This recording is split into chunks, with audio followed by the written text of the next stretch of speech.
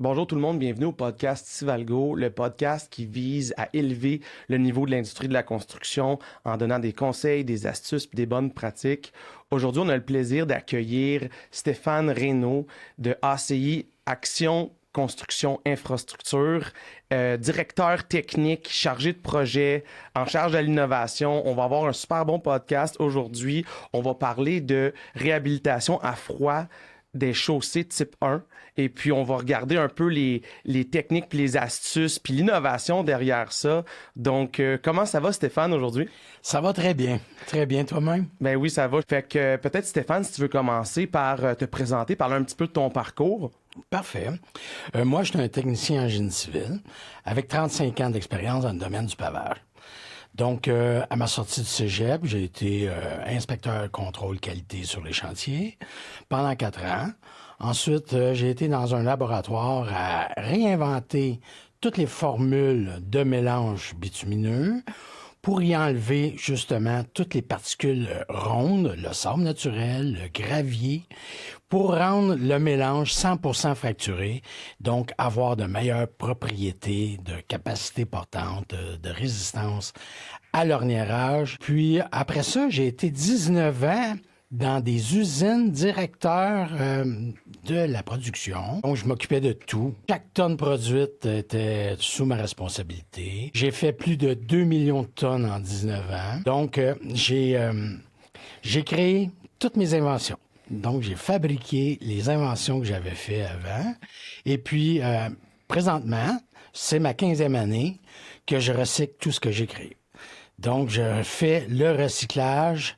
Toutes les techniques de réhabilitation, je les applique chez ACI, dont le recyclage à froid, la stabilisation de chaussée, le planage à l'amiante, et j'en passe. Il y en a 8 techniques qu'on utilise chez ACI. Ça va être intéressant qu'on rentre un peu là-dedans tantôt parce que c'est de l'innovation, c'est bon pour l'économie, c'est bon pour la population, c'est du recyclage, c'est éco-responsable. Bref, on va revenir dans les avantages un peu plus tard, mais quand on parle de ton parcours, là, Oui. qu'est-ce qui t'a attiré vers l'industrie du génie civil puis des routes? Le fait que c'est du concret, que je puisse toucher, réaliser, travailler dehors, jamais avoir le même problème. Et tout ce qui est magique de la construction, c'est la conception du début à la fin, jusqu'à la fin de la réalisation. Ça me touche beaucoup. C'est ça qui m'a attiré pour le génie civil. J'entends souvent ça, justement, les bâtisseurs, là, en génie civil, on est des créateurs, on arrive, il n'y a rien ou il y a quelque chose de détruit, puis on reconstruit un ouvrage. Moi aussi, je suis comme toi, là, j'ai été un bâtisseur, puis c'est pour ça qu'on est dans la construction, définitivement. Je sais que tu as fait une révolution dans l'industrie du pavage, hein, parce que de passer des particules rondes à fracturer, c'était une grosse révolution à l'époque.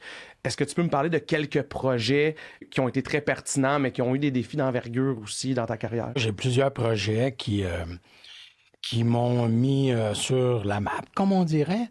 Je remercie l'industrie, surtout Beaver Asphalt, de m'avoir donné l'opportunité de pouvoir me développer dans le domaine de la chaussée, surtout dans le domaine de la fabrication du mélange. Donc, en étant imposé comme directeur des usines, je me devais de performer, de toujours améliorer nos qualités d'ouvrage, de fabrication et de production. Tu sais, parce que être directeur d'une usine, c'est pas juste produire de l'asphalte. Ça va avec de la maintenance, ça va avec des réparations d'urgence, des plans de prévention. Tu sais, fait que j'imagine que l'opportunité que tu as eue avec Beaver Asphalt, ça t'a permis de te rendre où est-ce que tu es aujourd'hui dans l'ultra-innovation. Oui, bien sûr. Ça m'a donné plein d'outils pour être capable de, justement, chez ACI, améliorer nos équipements, performer, modifier la façon de faire de recyclage. Donc, on a incorporé une gestion d'inventaire de notre matériel pour être capable de corriger le profil des routes. Donc, c'est très important. Puis, en même temps, ce qu'on a fait, dans le fond, c'est que on donne le temps au matériel de se transformer. Dans le fond, mon rôle en tant que directeur était d'apporter qualité, approvisionnement, la formation du personnel, le contrôle qualité, ISO, et bien sûr la production. Donc, tout ça m'a permis, comme tu disais auparavant, performer dans l'innovation, d'améliorer l'usine, les réparations. La maintenance faisait en sorte que quand l'usine ne brise pas, on produit plus et puis c'est rentable. C'est là qu'il faut mettre l'emphase sur ces outils-là. Fait que 19 ans dans le domaine des usines d'asphalte à produire, à maintenir, à vraiment être un leader dans la production. Mais maintenant, tu es chez ACI. Est-ce que tu peux nous parler un peu de ton rôle pour par la suite qu'on rentre justement dans les techniques de réhabilitation? Mon rôle chez ACI commence, dans le fond, j'ai commencé contremaître à exécuter les chantiers et à exécuter ces techniques et puis apprendre avec le temps les particularités qu'on peut y avoir sur les chantiers, donc les problématiques. Et puis, avec le temps, j'ai réalisé 160 projets techniques différents. Et puis, donc, ça m'a donné toute cette expérience pour être capable d'être à la tête de directeur technique et chargé de projet pour, justement, donner du service à nos clients, du départ, de la réalisation jusqu'à la fin. Fait que quand tu parles de tous ces projets techniques-là qui ont été réalisés, est-ce que tu peux rentrer un peu plus dans le détail puis nous donner un peu l'éventail des différents types de projets sur lesquels tu as travaillé? Parce que tu as parlé de plusieurs différentes technologies tantôt. C'est le temps de rentrer dedans, là. OK. Donc, chez ACI, on fait 8 techniques différentes. Du planage conventionnel, le planage correction, le planage fin, le planage à l'amiante, le planage 3D. On fait du décohésionnement, de la stabilisation de chaussée et le recyclage à froid, qui est la technique 1, qu'on va parler aujourd'hui plus en détail. Donc, ces techniques sont complètement vertes. Nous, ce qu'on fait, c'est on fait du recyclage. Avec les produits déjà existants, on recrée un autre produit pour faire des fondations de route. Absolument. Puis tu sais, là, je veux vraiment rentrer dans le concret parce que pour les gens dans notre audience, c'est peut-être un peu nébuleux, là, c'est très spécialisé, le recyclage à froid.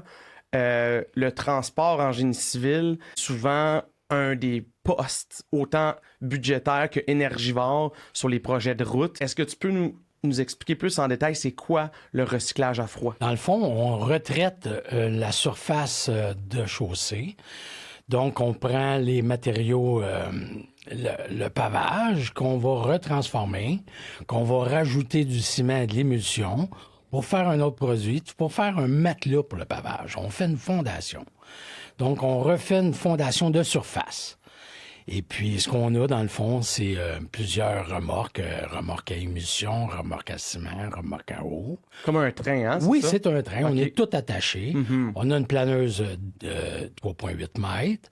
Donc, on mange l'asphalte, on incorpore nos adjuvants, le bitume, l'émulsion et l'eau. On fait le mélange dans la cloche et dans le tambour de la planeuse et ensuite le matériel est distribué dans notre remorque d'emmagasinage, une remorque tampon qui est capable d'absorber environ 35 tonnes.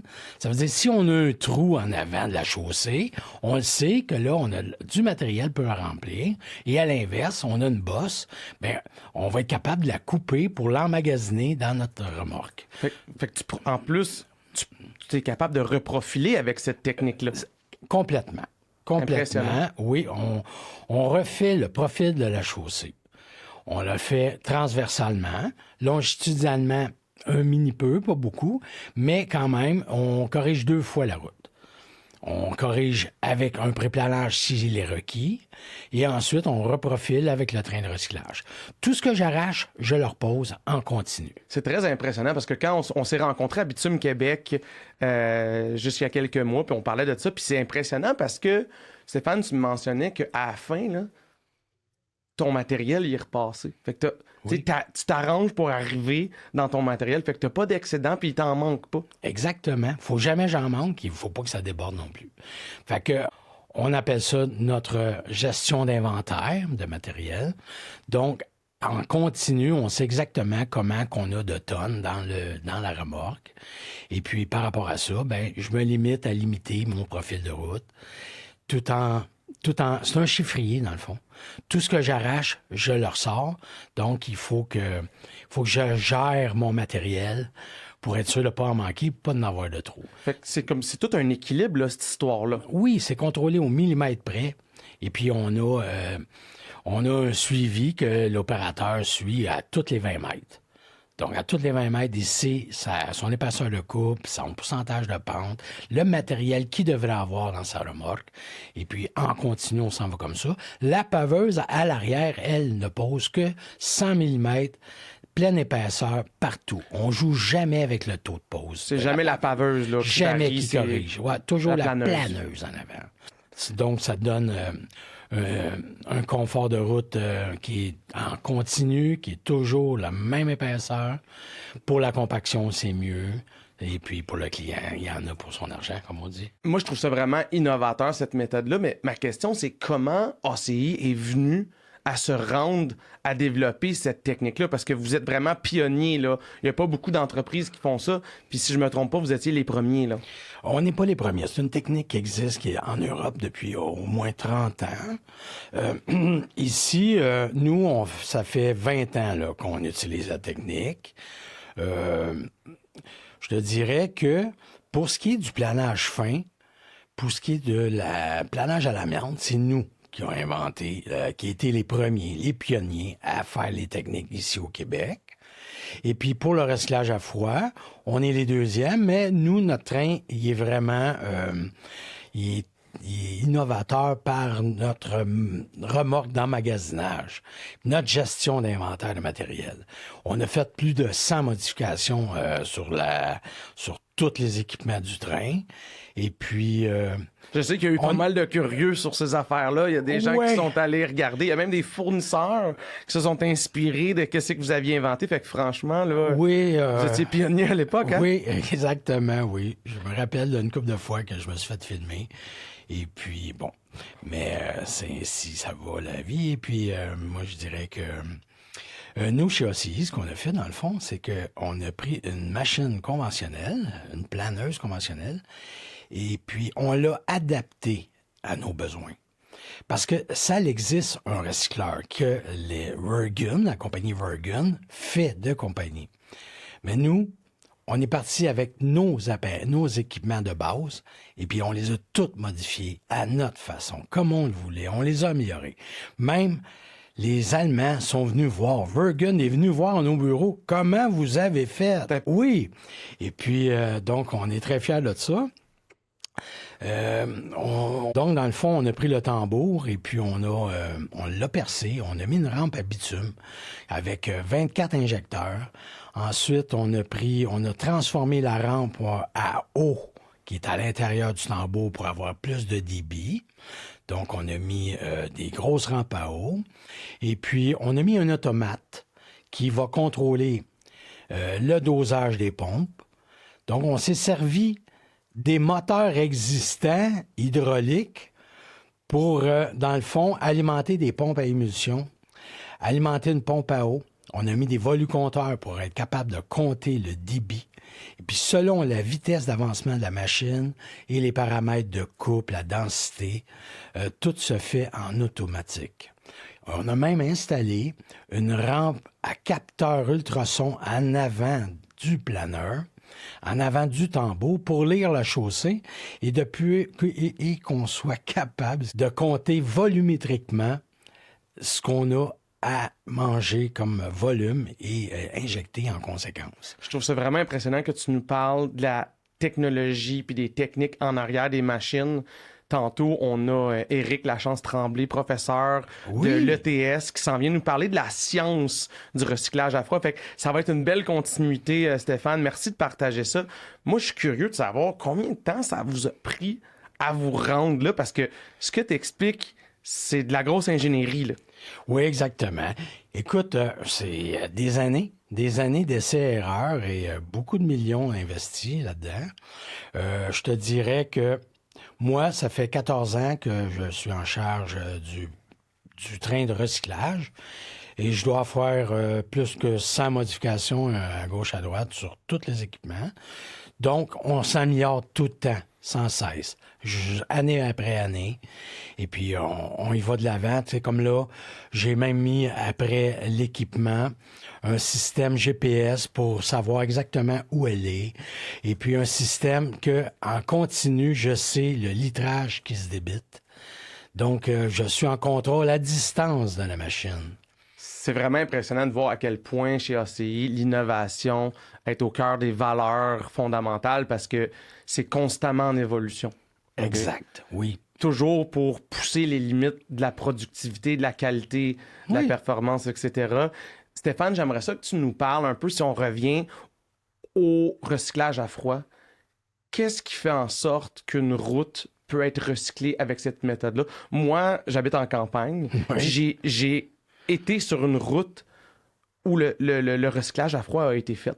Puis franchement, ça a été très impressionnant de vous voir à l'œuvre. Puis au début, je me demandais sincèrement qu'est-ce qui se passait. Tu sais, j'ai étudié dans le domaine de route, puis c'est pas quelque chose qui est très connu. Fait que c'est un des buts de notre podcast aujourd'hui, c'est de partager les bienfaits de cette technique-là. J'aimerais ça que tu nous parles un peu des critères de départ. Donc, il faut avoir suffisamment de pavage, d'épaisseur de pavage. Bien sûr, faut tenir compte de la fondation de la chaussée. Il faut voir le type de dégradation qu'on a. C'est sûr, si la fondation est vraiment pas adéquate, le train, il sera pas performant. Fait qu'il y a des ventes de bœuf partout. Des ventes de bœuf, tout cassées en mosaïque. Tu sais. S'il y a beaucoup d'argile dans la fondation, c'est certain qu'au gel-dégel, notre recyclé va se briser. Donc, il y a les critères avant tout de savoir si on peut recevoir le recyclé dans ces types de chaussées-là. Le nombre d'usagers, le genre d'usagers qu'il va y avoir, c'est-tu juste une route qui a des camions. Ça est pris en compte pour faire le recyclage à froid. Mais le recyclage à froid, il est applicable à peu près partout. C'est mieux de faire du recyclage que de faire un plan de pave qu'après 2 ans, ça va être brisé. Si on enlève un petit 50 mm puis on rajoute un 50, puis que la fondation est pas adéquate, c'est certain que le pavage va briser. Tandis que nous, le recyclage, ben on fait comme un matelas pour le pavage. Donc, on est capable de prendre les contraintes au-dessus et en dessous de la fondation. Donc, on est un matériel tampon. Fait que le recyclage, si on a suffisamment d'épaisseur d'asphalte, allons-y. Fait que tu sais, c'est comme si tu rajoutes une fondation par-dessus, en quelque sorte. Oui, je rajoute une capacité portante à la chaussée. Fait que tu sais, ce que j'ai compris, c'est que faut pas que la route elle soit trop dégradée.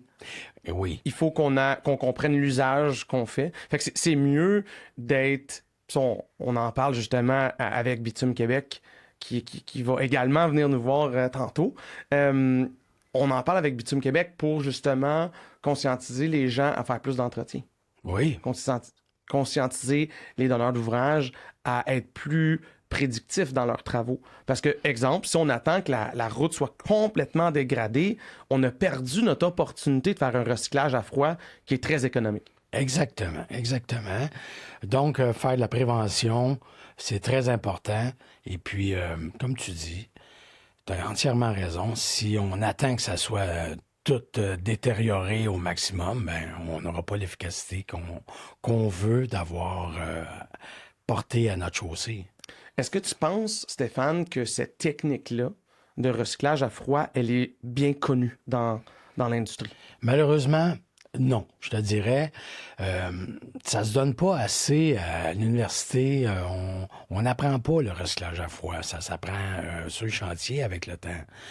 Il manque cet apprentissage-là à l'école, je crois, pour donner à nos jeunes ingénieurs la capacité et aussi l'expérience, surtout l'apprentissage de savoir c'est quoi le recyclage à froid. C'est bon, le recyclage à froid. Ça perturbe plus que 5 fois la durée de vie d'un planage pavage.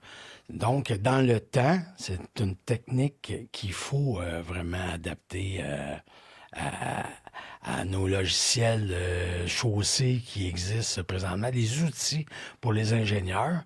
Ben, il faudrait que le recyclage à froid sorte en priorité dans ces outils-là. Je pense que tu as déjà commencé une quête à conscientiser les gens. Je pense que tu as fait plusieurs conférences, plusieurs présentations il y a quelques semaines, justement, pour conscientiser puis informer les ingénieurs de ces techniques-là? Oui, justement, hier, j'étais en Montérégie pour former justement la DT de la Montérégie. On était 12 ingénieurs.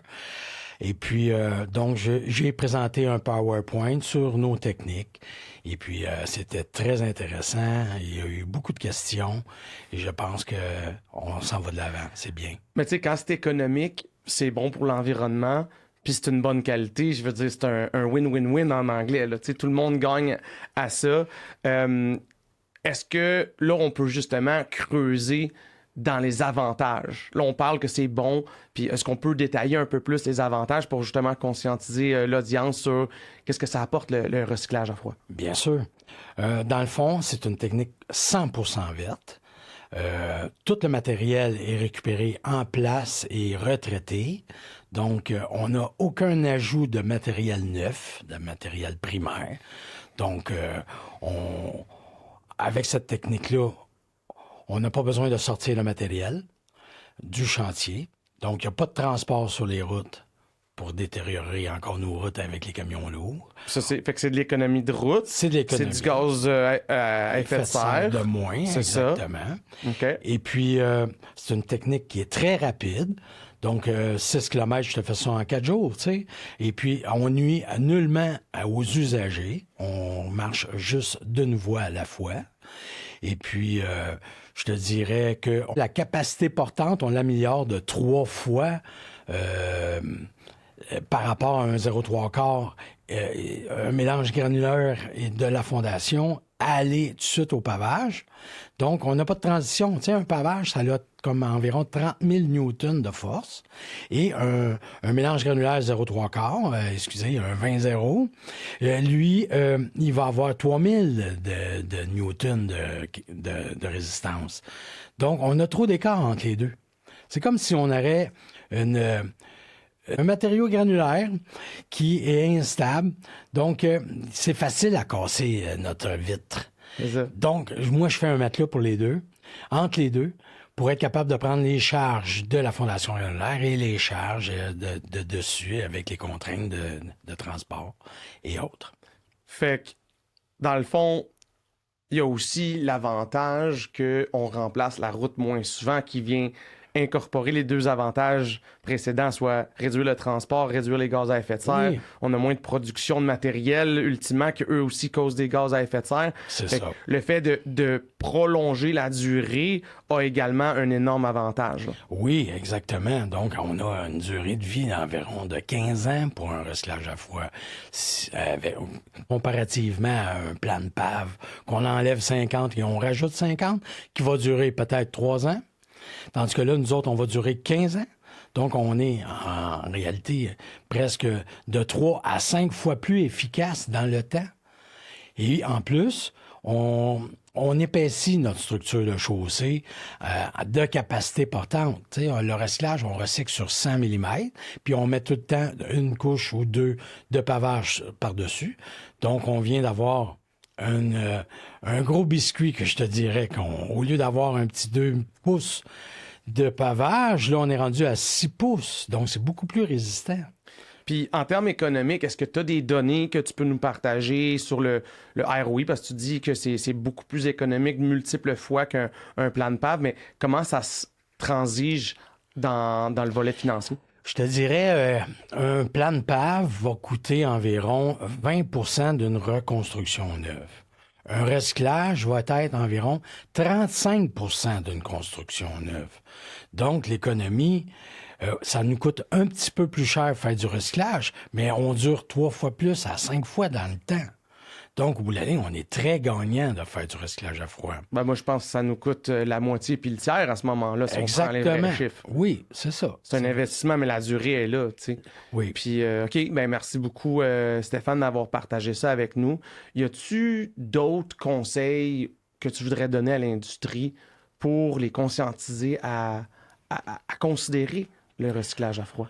Je crois que, comme je disais plus tôt, le manque d'informations à nos ingénieurs, les firmes d'experts conseils et autres, il faut vraiment les former, les conscientiser à notre technique, au bienfait de la technique, au côté structural et environnemental. Donc, il faut former nos jeunes ingénieurs pour qu'ils croient à la technique, pour qu'ils puissent l'appliquer. Tu sais, on ne va pas dans quelque chose qu'on connaît pas. On n'a pas tendance à y aller. On veut rester dans nos vieilles pantoufles, tu sais. Mais faut innover, faut y aller comme ça. On s'en va vers un virage vraiment vert. On veut viser la neutralité des carbones. Donc, notre technique est 100% verte. Appliquons-la. Tu sais, le système de logiciel 2 du ministère du Transport, ça pop pas le recyclage à froid. Quand que l'ingénieur il essaie de renforcer sa structure et d'avoir une idée, c'est un outil dans le fond pour nous donner la capacité portante de la route. Fait que lui, il joue avec ses épaisseurs et ses matériaux. Ça lui donne des résistances. Et puis, malheureusement, le recyclage à froid ne sort pas là-dedans. Donc, il va falloir que le ministère l'implique, qu'il impose qu'on fasse du recyclage. Et là, ils n'auront pas le choix. On va s'intéresser plus à notre technique. Et puis là, on pourra vraiment en faire plus. Ça va être une grosse évolution parce que de ce que tu dis, c'est un peu aberrant que ça soit même pas une option dans le logiciel. Exact. Ils ne considèrent pas cette méthode-là. Oui. Fait que c'est pour ça que les jeunes ingénieurs, les gens qui sortent de l'école, ben, quand ils ont des jobs, ils vont pas vers cette technique-là. Exactement. Exactement. C'est pas imposé. C'est comme... ça s'en vient méconnu, comme on dirait. Tu sais, y a-tu, Stéphane, d'autres mythes par rapport au recyclage à froid que tu voudrais avoir l'occasion de démystifier justement ce matin? Moi, mes premiers projets, il y avait des endroits qu'on n'aurait pas dû faire du recyclage. On les a fait quand même. Et puis, la performance a été moins bonne. Donc, le choix des techniques est très important. Comme je disais, si la fondation est vraiment pas adéquate à recevoir le recyclé, on le fait pas, là. Faisons une autre technique, la stabilisation de chaussée, qui, elle a un avantage sur la reconstruction neuve. Donc, on refait, on a d'autres techniques pour aller chercher ces genres de dégradation qu'on peut avoir sur la chaussée. Stéphane, tu parlais de carboneutralité, tu nous parles qu'on fait un virage vert, c'est commencé, c'est beaucoup plus avancé en Europe. Est-ce que tu peux nous parler du futur du recyclage à froid? Je pense qu'on s'en va, on en parle de plus en plus. Comme tu dis, on s'est rencontrés à Bitume Québec et puis je te dirais depuis 4 ans, là, à chaque congrès, on nous parle de réhabilitation de chaussée. Et puis, on n'aura pas le choix. Il faut s'en aller dans ce virage-là. Donc, nous, on va être des joueurs très importants dans ce virage. Définitivement que ACI est à la tête de l'innovation dans cette industrie-là. Merci beaucoup, Stéphane, d'être venu dans notre podcast Civalgo aujourd'hui. Tu nous as parlé de ton parcours, tu nous as parlé des réalités de l'industrie, tu nous as parlé des techniques d'innovation, tu nous as même parlé de où est-ce qu'on s'en va avec le recyclage à froid. Définitivement que notre audience est curieuse sur ces nouvelles techniques-là. Je veux rappeler la mission du podcast ici, c'est d'élever le niveau de l'industrie, de donner des conseils, des astuces et des bonnes pratiques. On a fait ça d'ailleurs plusieurs fois aujourd'hui. Donc, Stéphane, au nom de toute l'équipe, on te remercie. Puis merci à ACI de partager son savoir-faire avec l'industrie. Ben, merci beaucoup de l'opportunité que tu nous as donnée. Merci. Merci.